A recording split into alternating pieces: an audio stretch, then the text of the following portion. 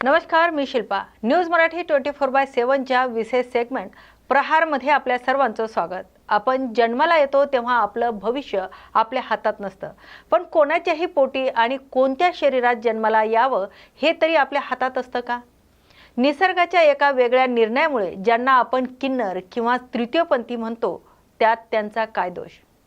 टाळी वाजून आशीर्वाद देणारे हे हात जेव्हा मदतीसाठी पसरले जातात तेव्हा समाज त्यांना हिणवतो, हिजडा, बायला अशा शब्दांनी त्यांचा अपमान केला जातोय।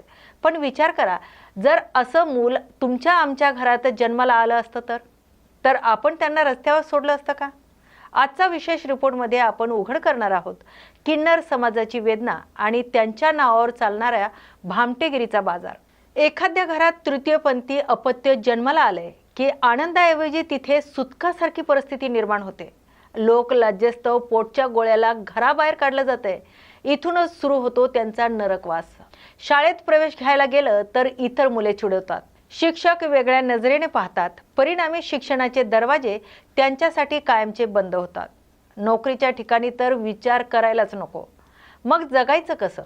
पोटाची खळगी भरण्यासाठी त्यांना शेवटी त्याच वस्तीचा आधार घ्यावा लागतोय, जिथे त्यांना केवळ टाळी वाजून भीक मागण्याचं किंवा नाचण्याचं काम मिळतंय। अनेकांना वाटतं की हे लोक फक्त सिग्नलवरच दिसतात, पण वास्तव्य वेगळं आहे। आज तृतीयपंथी समाजातही उच्च शिक्षित तरुण तरुणी आहेत। कोणाकडे पदवी आहे तर कोणी तांत्रिक शिक्षण घेतलंय, पण तरीही त्यांना मुख्य प्रवाहात स्थान मिळत नाही। चांगल्या घरातून आलेले सुशिक्षित मुलं जेव्हा स्वतःची ओळख जाहीर करतात तेव्हाच त्यांच्या घराचे दरवाजे त्यांच्यासाठी बंद होतात। डिग्री असूनही नोकरी मिळत नाही आणि मिळालीच तर तिथल्या सहकाऱ्यांच्या नजरा त्यांना काम करू देत नाही। मग प्रश्न पडतो, इतकं शिकूनही शेवटी त्यांना त्याच टाळीचा आधार का घ्यावा लागतोय? निसर्गाच्या एका वेगळ्या निर्णयामुळे ज्यांना आपण तृतीयपंथी म्हणतो त्यांचा नेमका दोष काय? आपण प्रगत भारत, डिजिटल भारताच्या गप्पा मारतो, पण याच समाजाला एक घटक आजही अशा प्रश्नाशी लढतोय जे ऐकून तुमच्या आमच्या डोळ्यात पाणी येईल। हा लढा फक्त पोटाचा नाही, तर हा लढा आहे ओळख आणि सन्मानाचा। त्या वेदना ज्या गर्दीत असूनही कोणाला दिसत नाही। तुम्ही आम्ही कधी विचार केलाय का की नैसर्गिक विधीसाठी बाहेर पडल्यानंतर आपल्याला कोणाच्या परवानगीची गरज लागते? पण तृतीयपंथीयांसाठी हे रोजचं मरण आहे। सार्वजनिक ठिकाणी वावरताना त्यांना 1000 वेळा विचार करावा लागतोय की आता महिलांच्या शौचालयात जाऊ की पुरुषांच्या।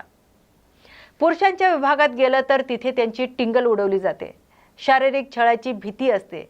महिलांच्या विभागात गेलं तर तिथल्या महिला त्यांना बाहेर हाकलून देतात, तू इकडे नको तिकडे जा। हा टोमणा त्यांच्या काळजाला आरपार चिरून जातो। ज्या समाजात त्यांना स्वतःची नैसर्गिक गरज पूर्ण करण्यासाठी जागा नाही, तो समाज त्यांना माणूस म्हणून कधी स्वीकारणार? पण या नाण्याला ही दुसरी बाजू आहे।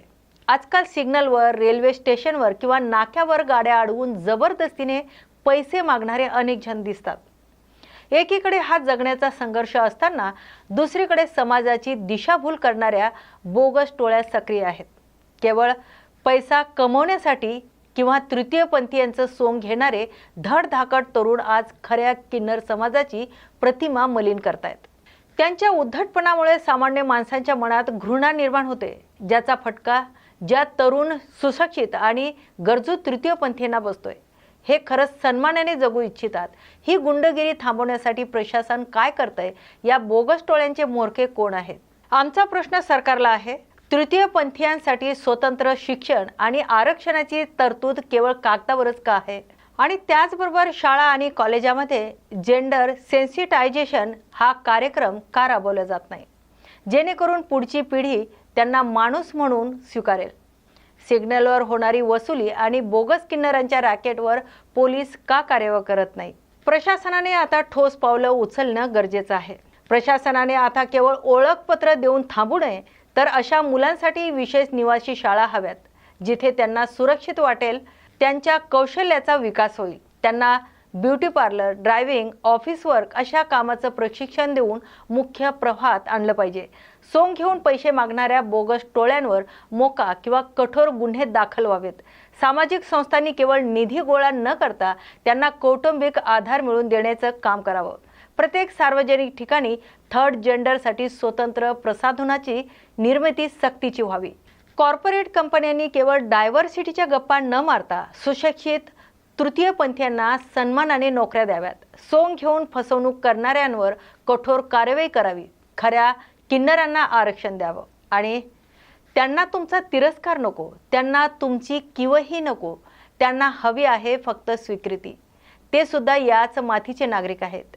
टाळीच्या आवाजामागचे हुंदके समजून घेणारा समाज ज्या दिवशी तयार होईल त्याच दिवशी खऱ्या अर्थाने आमचा सेगमेंट प्रहार हा यशस्वी होईल. जोपर्यंत आपली मानसिकता बदलत नाही तोपर्यंत हा समाज असाच उघड्यावर राहील. अन्यायाविरुद्धचा आमचा हा प्रहार असा सुरू राहील. तोपर्यंत पाहत राहा न्यूज मराठी 24/7. सत्याची साथ, नव्या भारताचा नवा विचार.